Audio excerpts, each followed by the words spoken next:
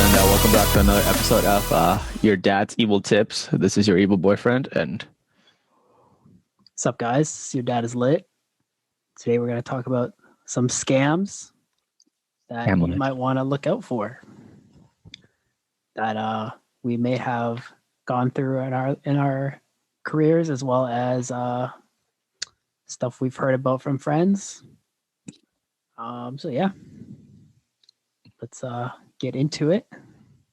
okay. So, go ahead. Yes, I guess the first one would just be if you're like a big thing is trying to get into playlists on Spotify, and there are a few things you got to look out for. Some of it takes trial and error, but basically a lot of Spotify promotion is very fake. Super a lot of it is riddled with bots, and that's probably the main thing I would say about a lot of the playlists is that you don't really know if you are getting legit plays on a lot of playlists. It's something we've dealt with a little bit, but it really is something you have to kind of like do a trial and error, because when you're trying to get on a playlist, it's usually like you kind of have to try them out to see like what it's going to be like. Mm-hmm. And a lot of it takes like looking at your analytics on Spotify for artists to like even see if they're legit. But I guess one way you can kind of look out for that is how you're getting the plays. For example, you might get like a lot of followers and plays for a duration of like 2 weeks, and then all of a sudden it just drops right after.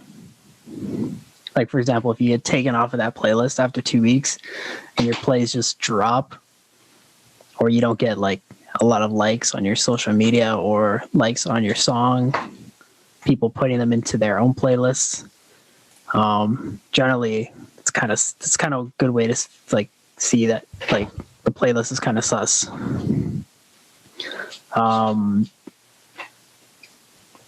Or you might have like a bunch of plays at a certain time, like say you're still on the playlist and then it just drops off and you don't get any plays.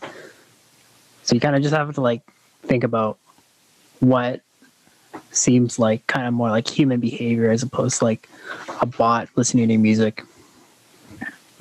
I'll talk about some more specific things you guys can do. So if you guys sign up for chartmetrics.com, even the free account will kind of give you the history of the playlist. If you see the follower count just like increasing by like the thousands overnight, that's a pretty good indicator that you should probably not get involved with that playlist. Another thing that you can do is that when you get added to playlist, if you're getting streams and you're noticing like, oh cool, my song's getting played around the world, one thing that a lot of people don't look at because they're just excited. They're like, oh, my song's getting played in Taiwan. Oh, my song's getting played in, like Chicago or something like that, right? A lot of people don't think about this is that like not everybody lives in like a major city, right? So like sometimes if you like in San Francisco, there's counties and shit around San Francisco, right? That they're not called San Francisco. They have other names, right? So a lot of people like don't think about that. And then they're wondering like, oh yeah, no, like I'm getting played all over the world. It's like, yeah, but if you notice, it's all major cities. Like I've actually tested this. So like for my, the song that I uploaded first on Spotify, I purposely would listen to it in different parts of the city around Vancouver just to see if it would show up as Vancouver, and it doesn't. It's literally the different district that you're in. So if your playlist doesn't have like random cities that you've never heard of, but they're kind of close to a big city, that's also an indicator that it could be fake. Yeah. There's another way, like certain ways you can check like if your music's being listened to on like just mobile or on like on a PC or different platforms. If you check that, it just says like 1, then that's pretty sus as well. It's another way. There's a bunch of ways. Like, for example, like It's they pretty say, like, easy oh, to kind of tell. Like you'll yeah, well, like for example, if someone messages you on Instagram saying like, "Yo, bro, I'll add you to my playlist," you'll get a lot of like organic fans, right? And then when you go on your Spotify for artists, it'll say other. You won't even see other people's playlists. It'll just say other. And how you can get playlists that plays that way is like people like embed your song on like a website, and every single time someone lands on that website, your song plays, but it does nothing for your artist career. yeah, it's just playing in the background Yeah. of the website. Yeah. Yeah, I think. it's one to look out for. I think it's really just common sense. Like you'll know. It'll be super sus. You'll be like, oh my god, my song's getting so many plays, and all of a sudden it's just like dead. Yeah. Basically, if you're not getting like any like retention, then it's pretty easy to tell. All right. Next part. Number 2, because that's yours. Yeah. Okay. So promoters that they say they're gonna do shit, but they can't really. So, for example, what's happened to me in the past is my third record that I got like a proposal to sign to a label. They told me that like, oh, if you pay for this type of promotion, we'll get your song to like Danix and Martin Garrix's inbox, and they'll download it, and then they might play it at a show. And that's literally all they said. And then when I asked about what happened, they're like, yeah, they downloaded it. And I'm just like, okay. And then what? No response. Yeah. So It's also kind of like try and error too. yeah. You have to like look about. You have to kind of like research the reputation and stuff. Which is Yeah. kind of hard to know too. Some people are kind of like in cahoots with each other. There is I think a lot of producers or like everybody in the music industry is just like, it's just scared of them talking shit about what happens, because that could actually like destroy your career. So it's really hard to find like an honest review on exactly what's going on. Right? The only way would be to like, if the like record label you're trying to sign, you would DM them. You would DM artists that have signed to them, be like, "Yo, how do you feel about this particular record label? Did you like them? Do you have any problems with them?" Right? Yeah. So, another thing that it might be like kind of sus is that like a record label will force you to get a mixing and mastering done by them. It's okay if a record label tells you, hey, like you need a bit of mix and master, and if they offer the service and they're like, yeah, we can do it for you, or you can hire whoever you want. If that's the case, if they're telling you you needed a better product, then that's okay. You can hire the label, or you can hire like another person, or you can just revisit your session or whatever. But another record label, what they do is like, yeah, like you have to pay for mixing and mastering, and it's like $300, and you're just like, so I can't get it done from another person. They're like, no, because like our standard's the same. Usually what should happen if it has to be done by their label is that the label should not be charging you shit. Yeah, they'll like do it for free. Yeah, if it has to be done by their guy.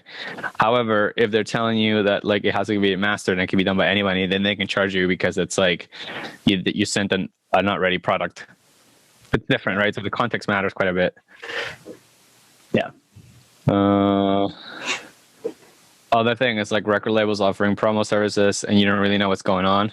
So you like yeah, we can, if you got money, we can promote your record, right? And then what happens is that like they basically don't tell you what they're doing, and then you get like random promotion, and you kind of just like, yeah, like this is not real promotion. It's kind of just like random boost of streams, and it doesn't really help you in any sort of way.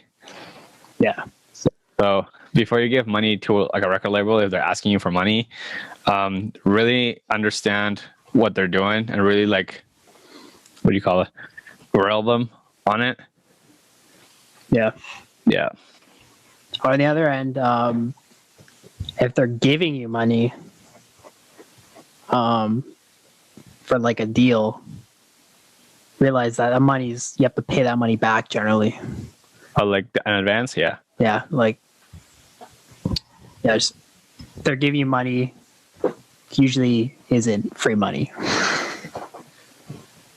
Just because you're amazing. It's like to help you make an album that's gonna like make the money in the future.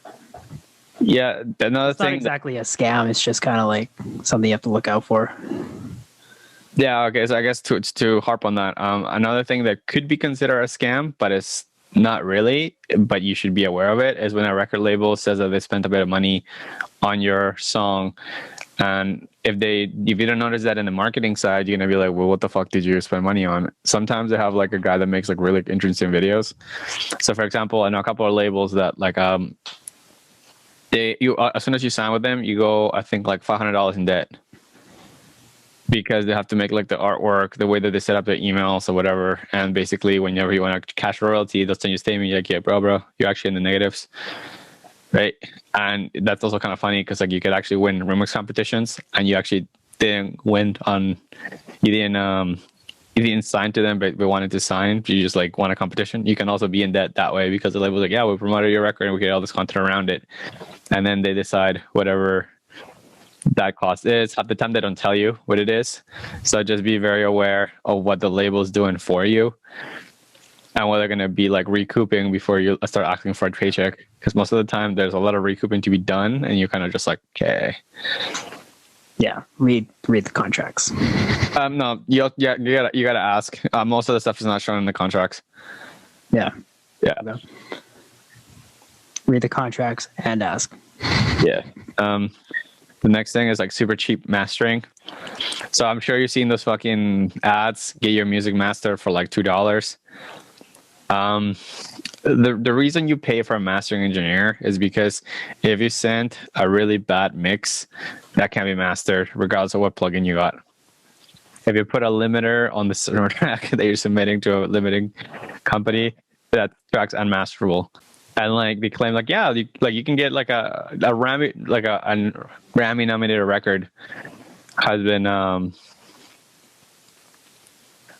like have you mastered by then. It sounds great. Yeah, but they don't tell you that a Grammy winning record also has been properly mastered. Sorry, mixed. So yeah. The next one's bad record contracts. Bad record. We just talked about that, didn't we? Not necessarily. We haven't talked about a bad record deal. Yeah, you talked about what things that the label can do, but not the actual context of the record. So I'll give my rant, and then you can give your sides of things. So I was given a slavery contract once, and it was hilarious. It was like 30 pages, and it basically said that like if I wanted to play a gig, I had to ask permission to the label to do that. And whenever I did anything, they would take a cut. I asked them what they would do for promo. They didn't get back to me. I asked them if I can just send a record deal, like one song type of thing. They didn't reply to me. Basically, every single time I asked the questions, they stopped replying to me. But they wanted me to sign my life away based on an email. And the funny thing is that like I did not submit music to them. They sent me an email saying like, "Yo, we love your music. Do you have a song for us?" Right? So then I was like, "Hey, so you're looking for me. I didn't look out for you." So I sent a song that literally is a throwaway song. I don't plan to release it. I always send the same song whenever someone wants to sign me, because I want to see like if they're legit or they're scams. And then, yeah, I got this slavery contract, and it was just ridiculous. Basically, they wanted to get paid in everything that they did, and they can't even offer me anything. So, yeah, I've never had one of those slavery contracts, but you saw mine. Yeah, I saw yours. That's pretty funny. Yeah. Basically, just this, like I said earlier, you just have to read your contracts or have someone read it for you, because it's very daunting. Yeah, like because there's a lot of language that you're probably not going to understand in the contract. I mean, I think like reading contract is something that you have to like learn regardless of what you're doing. Obviously, keep in mind that in the music industry, everybody that works in it's creative, so that language can also be creative. But just literally take the time to really read and understand definitions before you move forward with anything. If you have a buddy that can read contracts, that helps a lot. If you can't, then just like look for templates how contracts are supposed to look like. They're available on the internet. Yeah. I mean, if it's your first time too, just ask somebody maybe for help. Yeah. It's pretty, you don't want to be a slave, right? Yeah. Don't sign anything that's 360 on your first record. And if you ever going to sign 360, make sure that like you're a priority with them. Yeah. Especially too, you don't first time with the label, you don't know what they're gonna do for you and how good they're gonna be. Yeah. If you're signed to like make 10 records with a label, then and they suck, then you're fucked. Well, no, like for example, like that the slavery contract that I got was asking me for 3 years and a minimum of 21 songs. Yeah. How do I know you're gonna do anything? Yeah. Yeah, scams. Just in general, labels aren't going to do as much as you think they're going to do. Some might, right? Some of them might, but like general small labels, yeah, like you're probably gonna get less than you think you are. Yeah, like playlists, submit websites where you pay people to listen to your song to get on playlists. Some of them are pretty good if you have good music that kind of like fits a lot of the playlists that you're sending to, but if you're trying to send stuff that's like super crazy, doesn't fit in a genre, they can be kind of a waste of money and a kind of a scam. No matter what, you're just going to get these like people that will be like, wow, really like your music, but it's not good enough for our playlists. Please keep sending us money so we can listen to your music. Why don't you tell them about our success rate with Love's Alive? 0%. 0%. But like I said, like if you have music that's in genre, might work. But my last song was like drum and bass to future bass, so it didn't really fit one genre. So it didn't really. It was kind of hard to find playlists that would. Well, didn't even find any playlists that like submit to. Yeah. So what Charlotte and I are doing right now, we're actually running Facebook ads through our song, and we're actually getting people to like listen to our music and like add it to their shit, and it's still cheaper than this fucking services. Yeah. So just, you might have to actually like learn how to do stuff instead of just paying the playlist, which is kind of just like an easier shortcut. But yeah, it just takes more effort. Yeah. Let's talk about other things that like are not okay. Sometimes there is a pay to play when it comes to like getting a gig. Now, let me just be clear. If a promoter asks you that you have to sell tickets or you have to bring a guest list, that's okay, because you have to basically prove themselves that you do have to bring a crowd and the place has to make money, right? So that's kind of considered pay to play, but it's not. It makes sense. Like, watch somebody book you if you can't even guarantee sales. They're running a business, especially if it's a venue. They care. You can bring numbers, so that's okay. However, if a promoter ever asks you that, hey, actually to pay is like $1,000 and you get it back after you sold as many tickets, not okay, ever. Don't work with them. Yeah. Yeah. Yeah, no matter what, you have to sell your music, right? Make sure that the label knows you can sell tracks online, sell, albums. And also in shows, you have to like make sure that you're actually going to bring people to your show, that they can like, they're capable of putting on a show. Mm-hmm. But yeah, you should never really have to pay to do a show. Yeah. One time, like on another shows that I did, I sold 30 tickets. You know how much I got paid out? I don't know. $10. Nice. Yeah. I was shocked when I got paid, because I think like I had like one of the major slots, and I was just kind of like, wow, $10. Yeah. So that's also hilarious. Or like when somebody books you and then they start replying to your messages after you already paid the gig. It's so hard to navigate this whole music industry, because sometimes you're like, yo, like pay me some money, otherwise I'm not going to show up. And then yeah, we'll pay you. And then something happens and they don't, but you still play the show because you're already there and you don't want to like burn bridges. Yeah, it's very under the table. Yeah. When you get into the nightclub industry.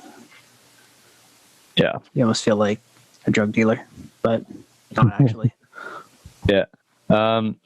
Questionable promoters. Yeah. So for example, like I've promoted clubs in which like I brought people, I gave my fucking thing to the thing, and then they never paid me for the door. But I was just trying to like know how to fucking promote a night or whatever. That's happened to me. I promoted a club for 3 months and I never saw any money, even though I was working like 4 hours basically straight. And I was just like, yo, like when am I gonna pay? It's like, oh yeah, soon, soon. And then I found out that the people that were like taking the tickets were actually swapping my fucking cards for their own. So all the money that I made, like, so that's like a type of scam. Make sure like if you work on a promoter, they're legit. They actually like want you to keep working with them. But like, I don't know what it is, but when you're young, people are just trying to fuck you. Yeah. Even though Luckily, I you never did really the- got scammed, but I don't know. I guess I was kind of lucky. But I've heard a lot of people getting scammed like that working in nightclubs, right? Yeah, like I mean, Promoting. you've seen like there was a club right where like the person would wear like a big fucking sign to show up or whatever. I know those people didn't get scammed, right? But like I think what the scams would happen when what am I saying? Um, when the promoter that was throwing the night was new. That's usually when it would happen. Yeah. Yeah, I just got to make sure the guy who's asking you to promote is like the right person. You usually Yeah. ask around for that kind of info. Yeah. Get engaged on their reputation. And I guess the last one is a placement on a weird playlist. So, for example, like sometime you get added to a playlist that is not in genre, and you're kind of like, "What the fuck's happening?" And then they start asking you for money after they already add your shit, or something that just happened to us, to Shalad and I. We submitted to this playlist not too long ago, and then they were basically, to get added, $75. And then lifetime placement is $150. We will not say what playlist it is, but if you're watching this, you're not sneaky. You're a piece of shit. Basically, what happened is like, okay, well, can we find out how many streams you get per month to make sure if it makes sense, right? And like, like this is like goes against like Spotify's thing, but like for me, I just want to know like what kind of information I can get out of this person, right? So we didn't go through with it. But they were like, yeah, so 75 and like you get at it for 30 days and you get more fans, you can help us grow it. And we're like, right, but like how many streams are you generating though? Yeah, just like a rough estimate. No answer. And we're Okay. like, yeah. No answer. Yeah. Yeah, they were like, oh, can we do like 75 and then like another 75 in like 2 weeks to a month to see like for the lifetime, because we already paid you the 75 and it'd be like 150 at the end. He's just like, well, if you want to do that, well, you can do $100 for 2 weeks and then the rest of the 50 after that. And we're like, that makes literally 0 cents. Yeah. So it's just sneaky shit like that.